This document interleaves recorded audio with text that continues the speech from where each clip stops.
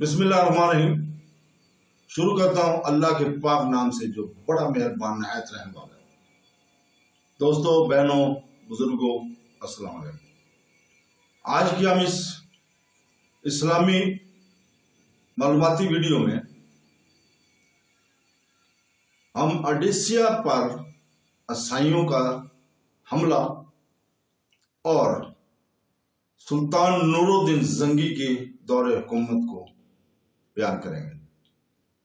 تو دوستو، بہنوں، بزرگوں، جب سلطان عماد الدین زنگی کی شہادت کی خبر موصل پہنچی تو پورے شہر پر کسی ماتم کدے کا گمان ہونے لگا تھا۔ لوگ روتے ہوئے اپنے گھروں سے شہروں پر نکل آئے۔ وہ سلطان کی دریا دلی اور رعایا پر بری کا ذکر کر کے زار قطار رو رہے تھے۔ آج وہ شخص اس دنیا سے رخصت ہو گیا جو ہماری عزت و آبرو اور جان و مال کا محافظ تھا، اور راتوں کو اس لیے جاگتا تھا کہ ہم لوگ اپنے گھروں میں سکون کی نیند سو سکیں۔ اللہ تعالیٰ ان کی قبر کو نور سے بھر دے، اور وہ ہمارے حق میں بہت ہی مہربان تھا۔ تو دوستو، موصل میں ایک اور گھر بھی تھا جس کے در و دیوار پر ماتمی فضا چھائی ہوئی تھی۔ یہ یہاں نجم الدین ایوب کی بیوی زبیدہ اور اس کے 4 بیٹے توران شاہ، شمس الدولہ، یوسف اور ملک عادل رہتے تھے۔ سلطان عماد الدین زنگی کی شہادت نے زبیدہ کو اس قدر اضطراب میں مبتلا کر دیا تھا کہ وہ اپنے آنسوؤں پر قابو نہ رکھ سکی۔ ماں کو روتے ہوئے دیکھ کر یوسف صلاح الدین بھی بے قرار ہو گیا۔ ام محترم، آپ کیوں روتی ہیں؟ یوسف نے ماں سے درمندانہ لہجے میں سوال کیا۔ اس وقت اس کی عمر 9 سال تھی۔ یہ المناک خبر سن کر یوسف بھی اداس ہو گیا، اور اسے وہ مناظر یاد آنے لگے جب سلطان شہید اس کے ساتھ نہایت شفقت اور محبت سے پیش آتے تھے۔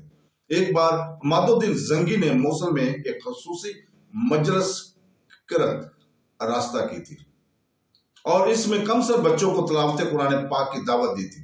شرکا میں 7 سالہ یوسف صلاح الدین بھی شامل تھا۔ عام طور پر علماء کے بچوں نے اس مجلس قرأت میں شرکت کی تھی۔ صرف یوسف ایک سپہ سالار کا بیٹا تھا۔ پھر جب یہ قرأت کا مقابلہ شروع ہوا تو کئی بچوں نے نہایت خوش اخلاقی کے ساتھ آیت مقدسہ کی تلاوت کی، مگر جب یوسف کی باری آئی تو اس نے سلطان عماد الدین زنگی کے ساتھ تمام شرکا سے مجلس کو بھی رلا دیا۔ اس محفل قرأت میں موصل کے بڑے بڑے علماء بھی موجود تھے۔ یوسف کی آواز میں بے پناہ سوز تھا، اور اسی وجہ سے وہی پہلے نام کے مستحق پرائے تھے۔ سلطان عماد الدین زنگی نے بڑے والہانہ انداز میں یوسف صلاح الدین کو مخاطب کرتے ہوئے کہا، لڑکے میرے قریب آؤ۔ یوسف اپنی جگہ سے اٹھا اور سلطان عماد الدین زنگی کی مسند کے قریب پہنچا۔ سلطان نے بڑی محبت سے یوسف کی پیشانی کو بوسہ دیا، اور پھر اس کے باپ نجم الدین کو مخاطب کرتے ہوئے کہا، تمہارے بیٹے کی آواز میں بڑا سوز ہے، مجھے یقین ہے کہ اس کے سینے میں بھی اسلام کا درد ہوگا۔ نجم الدین ایوب اور اسد الدین شیخو کے سر فخر سے بلند ہو گئے۔ پھر عماد الدین زنگی نے یوسف کو اشرفیوں کی ایک ہتھیلی انعام کے طور پر دی، پھر پلٹ کر اپنے خادم خاص سے کہا کہ جو مسند کے نزدیک سلطان کے پیچھے کھڑا تھا، میری تلوار لے آؤ۔ خادم خاص تیزی کے ساتھ محفل سے نکلا، اور پھر کچھ دیر بعد ہی سلطان عماد الدین زنگی کی تلوار لے کر حاضر ہوا۔ یوسف صلاح الدین اشرافیوں کی تھیلی لیے خاموش کھڑا تھا۔ دوسرے شرکا مجلس بھی حیرت سے یہ منظر دیکھ رہے تھے۔ تو دوستو، آخرکار سلطان نے اپنی تلوار کیوں طلب کی ہے، یہ سوچ رہے تھے۔ پھر حاضرین مجلس کی یہ سکوت امیز حیرت اس وقت دور ہوئی جب سلطان عماد الدین زنگی نے اپنی شمشیر یوسف کی طرف بڑھاتے ہوئے کہا، یہ تمہارا خصوصی انعام ہے۔ ایک قاری کو مجاہد بھی ہونا چاہیے۔ اس واقعے کی یاد کر کے یوسف کی آنکھوں میں آنسو آ گئے۔ اس نے رقت امیز لہجے میں اپنی والدہ سے سوال کیا، سلطان کس جنگ میں شہید ہوئے؟ سلطان کو اللہ نے میدان جنگ میں شکست کا منہ نہیں دکھایا۔ زبیدہ کی آنکھوں سے مسلسل آنسو جاری تھے۔ ایک نمک حرام اور بے ضمیر غلام نے سوتے میں حملہ کر دیا، اور سلطان جاں بحق ہو گئے۔ ایک غلام اپنے آقا کی جان کیسے لے سکتا ہے؟ یہ بات معصوم یوسف کی سمجھ سے بالاتر تھی۔ وہ غلام منافق تھا۔ زبیدہ نے انتہائی نفرت امیز لہجے میں کہا۔ منافق کون تھا؟ یوسف صلاح الدین نے حیرت اور استعجاب کے ساتھ پوچھا۔ وہ لوگ جو مسلمانوں کے نام رکھ لیتے ہیں مگر اندر سے اللہ کو نہیں مانتے۔ زبیدہ نے معصوم یوسف کو سمجھاتے ہوئے کہا، سلطان کا غلام بھی ایک ایسا ہی غلام تھا۔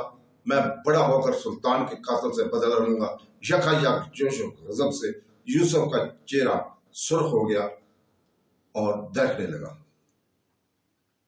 میرے بچے، جب تک تم جوان ہوں گے وہ مردود پتہ نہیں کہاں ہوگا، مر بھی چکا ہوگا۔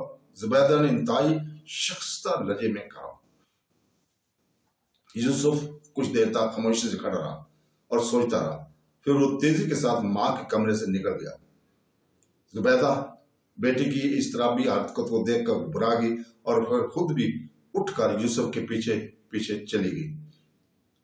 اتنے میں یوسف ایک تلوار لے کر پلٹا۔ زبیدہ بیٹے کا یہ رنگ دیکھ کر پریشان نظر آنے لگی۔ یوسف نے شمشیر آبدار کو بے نیام کرتے ہوئے کہا، ام محترم، یہ وہ تلوار ہے جو سلطان نے مجھے انعام میں دی تھی۔ زبیدہ اس تلوار کو پہچانتی تھی مگر وہ یوسف کی بات کا مفہوم سمجھنے سے قاصر تھی۔ میں اس تلوار سے ان لوگوں کو قتل کروں گا جو اسلام کے دشمن ہیں۔ نرم و لازق جسم والا یوسف اس وقت ایک چٹان کی طرح نظر آ رہا تھا۔ یہ میرا اللہ سے وعدہ ہے کہ منافقوں کو نہیں چھوڑوں گا۔ پھر جب سلطان عماد الدین زنگی کی تدفین کے بعد نجم الدین ایوب اور اسد الدین شیرکو موصل واپس آئے تو ایک بار پھر گھر کی فضا سوگوار ہو گئی۔ نجم الدین ایوب رو رو کر اپنے آقا کے احسانات کو یاد کر رہا تھا اور شمار کر رہا تھا۔ پھر اس نے ایک سرد کھینچ کر کہا، مجھے زندگی بھر اس کا افسوس رہے گا کہ میں آخری وقت میں اپنے آقا کے لیے کچھ نہ کر سکا۔ میرا خیمہ سلطان کے خیمے سے بہت دور تھا۔ اسد الدین شیرکو کو آنکھوں میں بھی آنسو تھے۔ میں نے بھی سلطان کو بارہا سمجھایا تھا کہ وہ اس وقت حالت جنگ میں ہے، اس لیے کسی ایک فرد پر بھروسہ کرنے کی بجائے مکمل حفاظتی دستہ قائم کرنا چاہیے۔ اسد الدین شیرکو نے اداس لہجے میں کہا، کاش سلطان نے میرا مشورہ قبول کر لیا تھا تو یہ المناک واقعہ رونما نہ ہوتا اور ملت اسلامیہ ایک عظیم مجاہد سے محروم نہ ہوتی۔ بہت دیر تک اسی قسم کی گفتگو ہوتے رہی۔ زبیدہ بھی اپنے محسن کے غم میں پورے خلوص و دیانت کے ساتھ شریک تھی اور اس کی آنکھیں بھی اشک برسا رہی تھی۔ یوسف بھی اس واقعے سے بہت زیادہ متاثر تھا اور اس کے معصوم ذہن میں یہ بات اچھی طرح نقش ہو گئی تھی کہ دنیا میں اسلام کے بے شمار دشمن موجود ہیں۔ چند روز تک موصل اور شام کی فضا بہت سوگوار رہی۔ بغداد میں عباسی خلیفہ مختفی نے بھی سلطان عماد الدین زنگی کا سوگ منایا۔ تمام مسجدوں اور مدرسوں میں سلطان شہید کے لیے اجتماعی دعائیں کی گئیں۔ غریب محتاج لوگوں میں صدقات اور کپڑے تقسیم کیے گئے۔ سلطان عماد الدین کے 4 بیٹے تھے، سیف الدین غازی، نور الدین محمود، قطب الدین مودود اور نصر الدین امیر۔ زنگی خاندان کے دشمن اس بات کا انتظار کر رہے تھے کہ حصول اقتدار کے لیے چاروں بھائیوں میں تلواریں کھینچ گئی، پھر خون کی طرح بہیں گے اور اس طرح ہمیشہ کے لیے عماد الدین زنگی کے وارثوں کا خاتمہ ہو جائے گا۔ اس تماشے کے منتظر میں جوسلم ثانی اور ہزاروں عیسائی بھی شامل تھے جنہوں نے اڈیسیا کے معرکے میں سلطان عماد الدین زنگی کی ہاتھوں شکست کھائی تھی، مگر بدخواہوں کی شدید خواہش کے باوجود یہ خون رنگ تماشا نہ ہو سکا اور اللہ نے سنگین گھڑی کی سلامتی کے ساتھ ٹال دیا۔ اقتدار کے منتقل کا مسئلہ بآسانی خوبی حل ہو گیا۔ زنگی کے سب سے بڑے بیٹے سیف الدین غازی کے حصے میں موصل کا علاقہ آیا اور دوسرے بیٹے نور الدین محمود زنگی نے شام میں اقتدار سنبھالا۔ عیسائی دنیا جس نے سلطان عماد الدین زنگی کی شہادت پر رقص و شراب کے ساتھ جشن منایا تھا، سلطان کی اس تقسیم پر بہت زیادہ خوش نظر آ رہی تھی۔ صلیبیوں کے خیال میں زنگی کی فوری طاقت 2 حصوں میں بٹ گئی تھی جو عیسائیوں کے لیے انتہائی نیک شگون تھا۔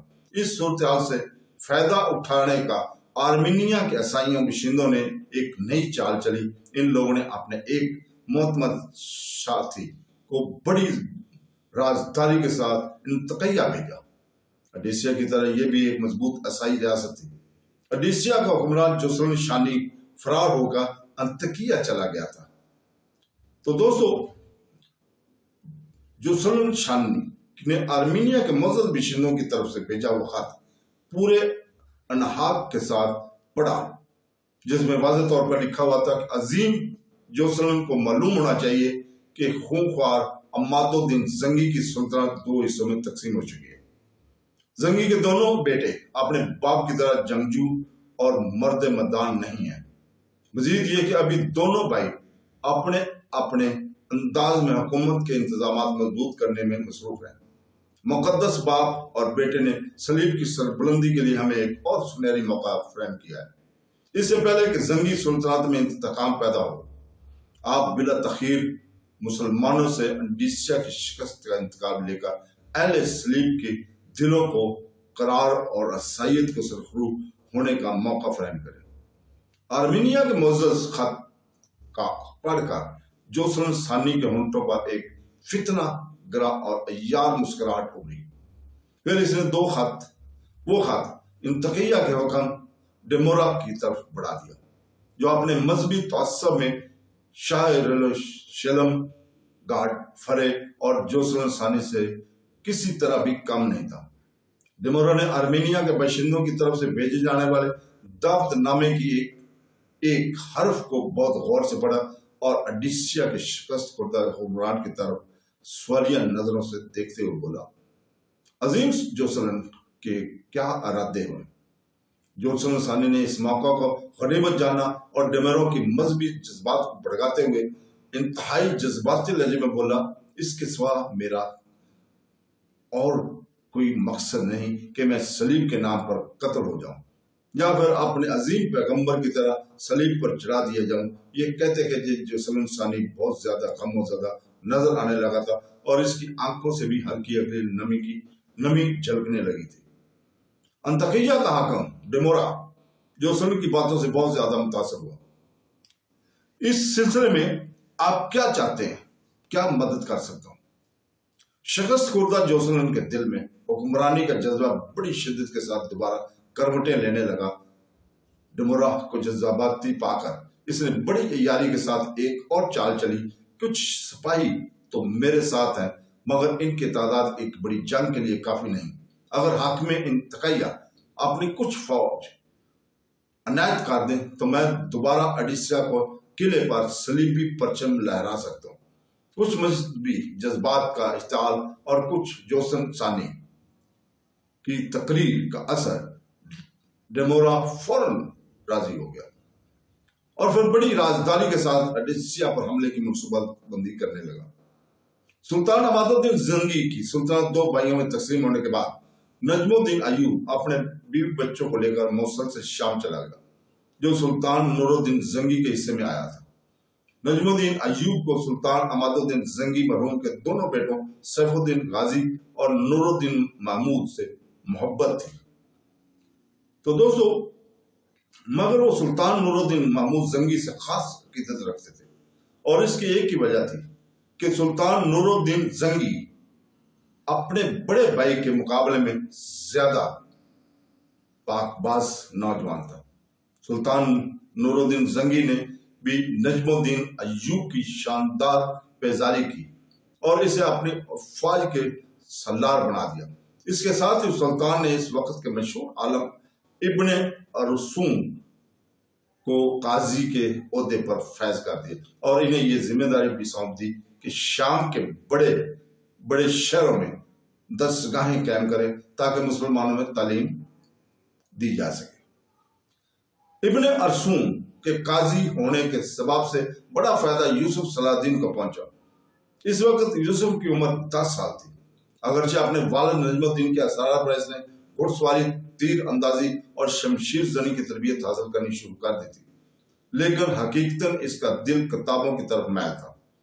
वो अपना बेशतर वक्त काजी इब्ने अरसूम की खिदमत में गुजार रहा था और इनकी तकरीरें बहुत गौर से सुनता था। अभी सुल्तान नूरुद्दीन जंगी अपने सुल्तानत के इस्तेकाम में मसरूफ थे کہ شعبہ جاسوسی کے نگراں ارکم نے سلطان کو ایک پریشان کن اطلاع دیتے ہوئے کہا اڈیسیا کی آزادی خطرے میں ہے، بہوڑا جوسلن ثانی دوبارہ حملے کی تیاریاں کر رہا ہے۔ سلطان نور الدین زنگی نے بڑی حیرت سے یہ خبر سنی۔ ہماری اطلاع کے مطابق بابر مرحوم اور مغول نے جوسلن کی کمر ہمیشہ کے لیے توڑ دی تھی، پھر وہ اپاہج انسان اڈیسیا پر یلغار کس طرح کر سکتا ہے؟ صلیبیوں نے اسے نئی بیساکھیاں دی ہیں۔ ارکن نے وضاحت کرتے ہوئے کہا تقیہ کہا کر ڈیمورا اس کی پشت پر ہے۔ مزید یہ کہ ارمینیا کے عیسائی بشندے نے بھی جوسلن کی مالی مدد دینے کا وعدہ کیا ہے۔ سلطان نور الدین زنگی نے فوراً اپنے سلاح نجم الدین ایوب اور اس کے چھوٹے بھائی اسد الدین شیرکو کو خلوت میں طلب کیا۔ پھر دونوں بھائیوں نے سلطان کو ایک ہی مشورہ دیا کہ بلا تاخیر اڈیسی کی طرف پیش قدمی کی جائے تاکہ سلطان مرحوم کی اس تاریخ ساز فتح کو برقرار رکھا جائے۔ سلطان نور الدین زنگی اپنا لشکر لے کر قہرناک اندھی کی رفتار کے ساتھ اڈیسیا کی طرف روانہ ہوا، مگر اس دن سے پہلے نومبر 1146 میں جوسلن ثانی نے اڈیسیا پر آدھی رات کے وقت شب مارا تھا اور گہری نیند میں ڈوبے ہوئے ترکمان پہرے داروں کو قتل کر کے شہر پر قبضہ کر لیا۔ اس کے بعد عیسائی حکمراں اور اس کے فوجیوں نے اپنے جسموں سے انسانیت کی قبائیں اتار کر وحشی درندوں کی کھالیں پہن لی۔ پھر وہ اپنے خونخوار دانتوں اور نکیلے پنجوں کے ساتھ اڈیسیا کے مسلمانوں پر چپٹ پڑے۔ صلیبیوں کے جنون کا یہ عالم تھا کہ انہوں نے مسلمان بوڑھوں بچوں کو بھی اپنے گھوڑوں کے ٹاپوں سے رون ڈالا تھا۔ پردہ دار معصوم دوشیزاؤں کی بے آبرو کی گئی تھی، پھر انہیں وہیں قتل کر کے ان کی لاشیں عام راستوں پر پھینک دی گئی تھی۔ جوسلن ثانی گھوڑے کی پشت پر سوار شہر کی گرد و نواح میں ایک درندے کی طرح دھاڑتا پھر رہا تھا۔ وہ بار بار اپنی شمشیر کو ہوا میں لہراتا اور فاتح اڈیسا سلطان عماد الدین زنگی مرحوم کی روح کو مخاطب کر کے کہتا کہ تو اپنے ہم مذہبوں کا حشر دیکھ رہا ہے؟ پھر خود ہی جواب دیتا مگر تو کیسے دیکھ سکتا ہے کہ تیری تو ہڈیاں بھی قبر میں گل سڑ کر خاک ہو چکی ہیں۔ مسلمانوں کے اس قتل عام سے فارغ ہو کر جوسلن ثانی اڈیسا کے قلعے کی طرف بڑھا۔ قلعے کے مسور مسلمانوں نے بڑی شجاعت کے ساتھ جوسلن کی فوج کا مقابلہ کیا۔ پھر جب مسلمانوں کے دلوں میں یہ خدشات ابھرنے لگے کہ وہ پسپا ہو جائیں گے اور صلیبی لشکر ان پر غالب آ جائے گا، تو عین اسی وقت تائید غیبی کی طرح سلطان نور الدین زنگی اپنی تازہ دم فوج کے ساتھ اڈیسیا پہنچے۔ یہ ایک آفت ناگہانی تھی جسے دیکھ کر جوسلن ثانی بدحواس ہو گیا۔ اس کی پشت پر سلطان نور الدین زنگی کا لشکر تھا اور مقابل قلعہ اڈیسا کی محافظ سپاہی گویا صلیبی لشکر چکی کے دو پارٹوں کے درمیان تھا۔ پھر تھوڑی ہی دیر میں جنگ کا نقشہ ہی بدل گیا اور مجاہدین اسلام کے نیزے صلیبی سپاہیوں کی ہڈیاں توڑ کر سینوں کے پار ہونے لگیں اور ان کے سر پکی ہوئی فصل کی طرح کٹ کر زمین پر گرنے لگے۔ جوسلن ثانی بڑی مشکل سے جان بچا کر بھاگا۔ اس کے ساتھ بچے کچے عیسائی سپاہی تھے جن کی تعداد بہت مختصر تھی۔ جوسلن نے فرار کا منظر دیکھ کر سلطان نور الدین زنگی نے نہایت غضبناک لہجے میں اپنے سپاہیوں کو حکم دیا اس درندے کا وہاں تک تعاقب کرو کہ اللہ کی وسیع اور عزیز زمین تنگ ہو جائے اور اس کے لیے کوئی جائے امان باقی نہ رہے۔ اگر وہ تمہاری شمشیروں کی زد میں آ جائے تو اسے قتل مت کرنا۔ میری آنکھیں اسے گرفتاری کی حالت میں دیکھ کر زیادہ روشن ہوگی اور میرے بے قرار دل کو زیادہ اطمینان ہوگا۔ اپنے سلطان کا حکم سن کر مجاہدین اسلام عقابوں کی طرح اپنے شکار پر چپٹے اور دریائے فرات تک صلیبی لشکر کا تعاقب کیا۔ انجام کار ایک معمولی مزاحمت کے بعد عیسائی سپاہیوں نے ہتھیار ڈال دیے اور جوسلن ثانی زندہ گرفتار ہوا۔ تو دوستو اسی وقت ارض شام کے باشندوں کے لیے بڑا ہی عجیب دن تھا۔ جب وہ شہر کے عام شہروں پر کھڑے شدید اضطراب کے عالم میں ایک عبرتناک منظر دیکھ رہے تھے۔ مسلمان سپاہی حدیثہ کے مطابق حکمران جوسل انسانی کو کھینچتے ہوئے دربار شام کی طرف لیے جا رہے تھے۔ جوسل کے پیروں میں زنجیریں تھیں اور ذلت کے احساس سے اس کی گردن جھکی تھی۔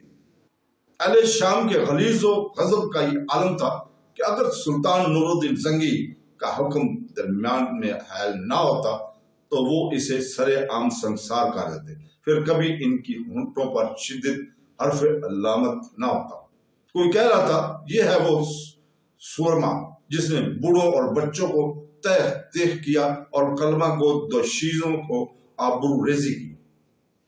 کسی نے اپنے نفرت کا اظہار یوں کیا، تجھ پر اللہ کی لعنت ہو۔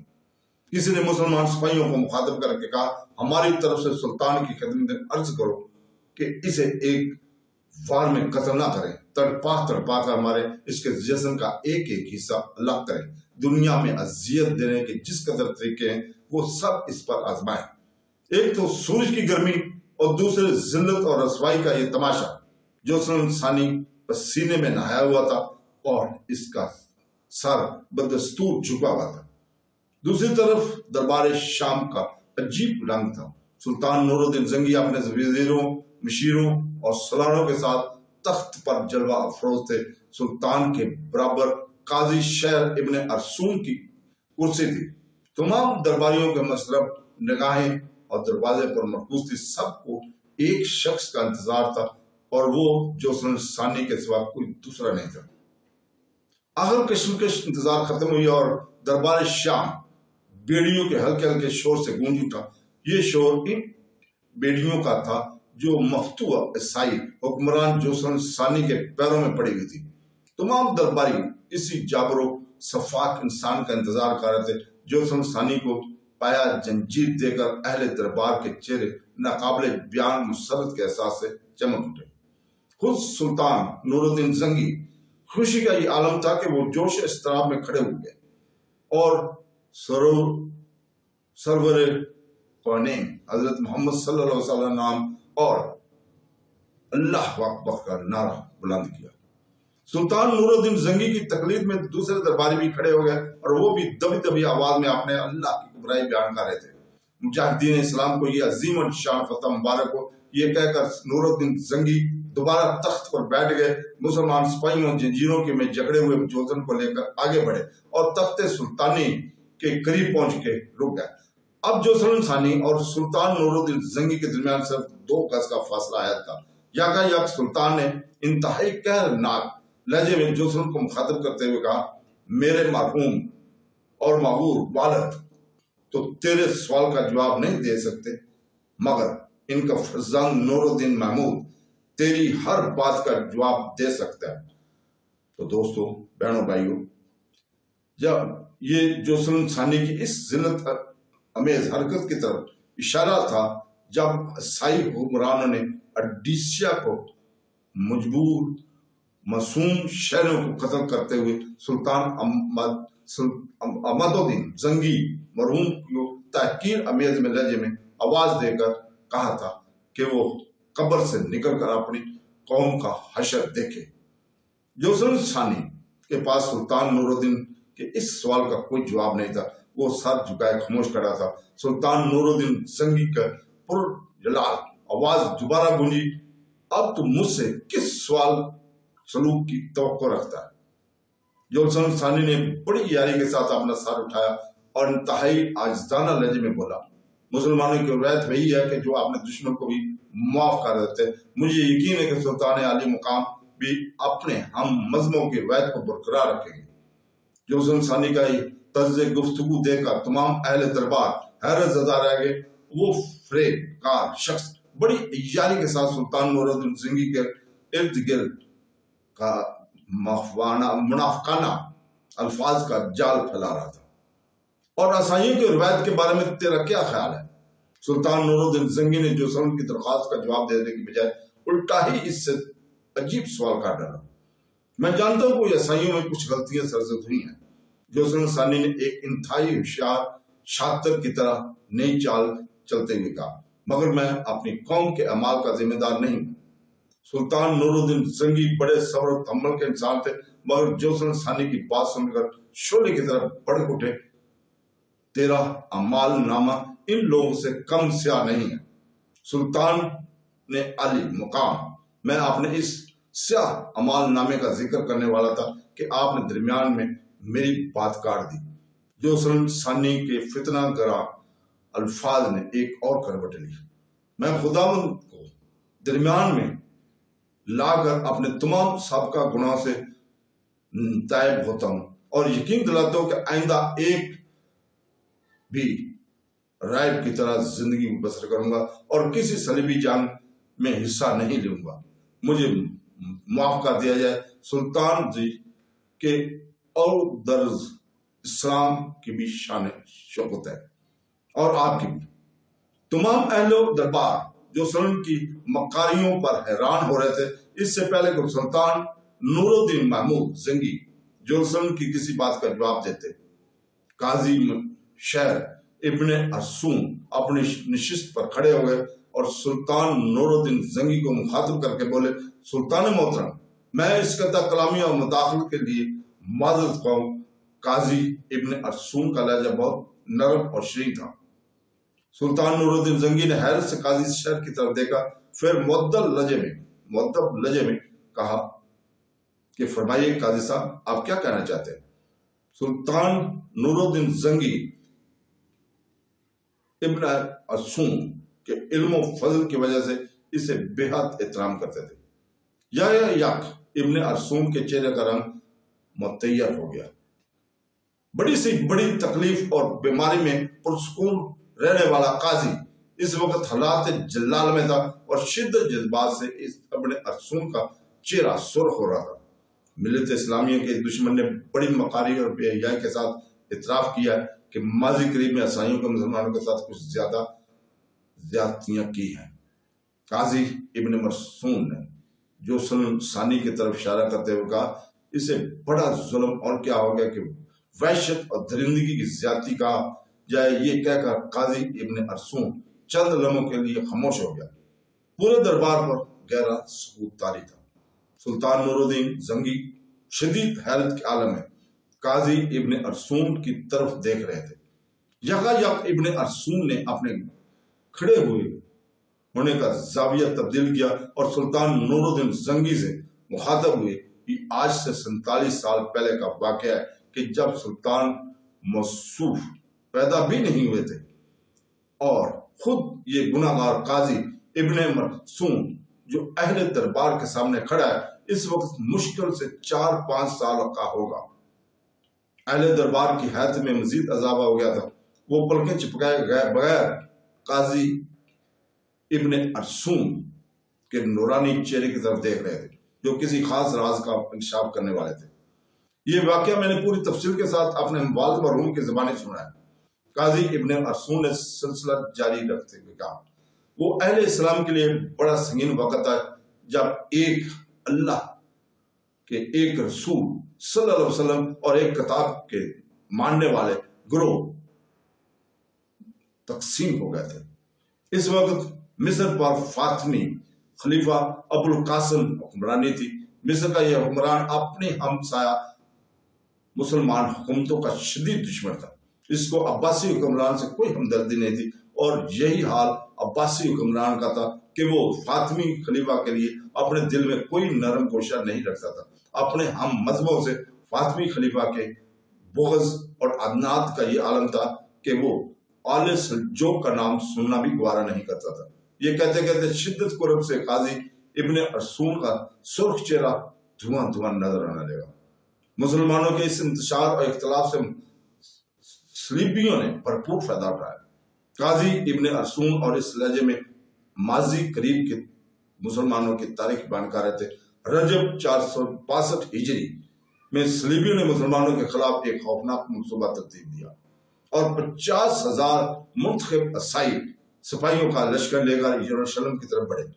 اس وقت فاطمی خلیفہ ابو القاسم کی طرف سے افتخار اور دولہ یروشلم کا حاکم تھا۔ اس کے جاسوسوں نے صلیبیوں کی یلغار کی خبر دی۔ حاکم یروشلم افتخار الدولہ نے ایک لمحہ ضائع کیے بغیر اپنے ایک معتبر قاصد کو خط دے کر فاطمی خلیفہ ابو القاسم کی طرف بھیجا۔ تو دوستو، ایک خفیہ اجلاس میں افتخار الدولہ کا خط پڑھا گیا۔ حاکم یروشلم نے فاطمی خلیفہ کو مخاطب کرتے ہوئے صاف صاف تحریر کر دیا تھا، امیر المومنین کو معلوم ہونا چاہیے کہ اس بار صلیبیوں کے ارادے بہت زیادہ خطرناک نظر آ رہے ہیں۔ اس کے ساتھ کتنی فوج ہے، اس کا اندازہ یروشلم کے قلعے میں بیٹھ کر نہیں کیا جا سکتا۔ پھر بھی میرے جاسوسوں کی اطلاع کے مطابق عیسائی سپاہیوں کی تعداد ہم سے کہیں زیادہ ہے۔ میں امیر المومنین سے درخواست کروں گا کہ اس نازک صورتحال پر فوری توجہ دیتے ہوئے یروشلم کی حفاظت کے لیے مزید فوج فراہم کی جائے۔ اگر میری یہ تجویز بلا تاخیر عمل نہ کیا گیا تو پھر اللہ ہی جانتا ہے کہ یروشلم میں بسنے والے مسلمانوں پر قیامت کس انداز میں نازل ہوگی۔ حاکم یروشلم افتخار الدولہ نے انتہائی مؤثر لہجے میں صورتحال کے سنگینی کا نقشہ کھینچا تھا، مگر اس کی یہ تدبیر کا کارگر ثابت نہ ہو سکی۔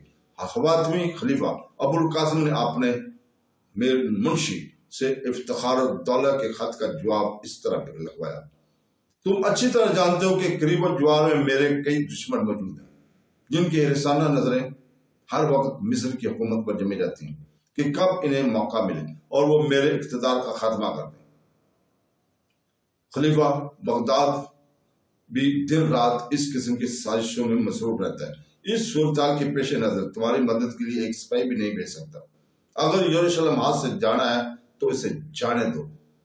اس کے مقابلے میں خلافت مصر کا دفاع کہیں اور زیادہ اہمیت رکھتا ہے۔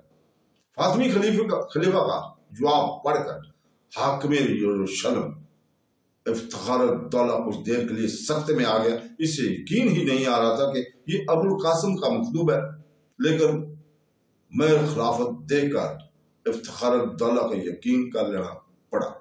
پھر اس نے چہرے پر شدت اذیت کا رنگ ابھرا اور وہ خود کلامی کے انداز میں کہنے لگا: امیر المومنین یہ کیوں نہیں کہتے کہ ملت اسلامیہ کی سربلندی کی بجائے آپ کو اپنا اقتدار عزیز ہے؟ مگر یاد رکھیں کہ یروشلم چلا گیا تو پھر کچھ بھی باقی نہیں بچے گا۔ تو دوستوں، بہنوں، بھائیوں، ضرور کل تک کے لیے اجازت، اس سے آگے کل انشاءاللہ تعالیٰ ہم بیان کریں گے۔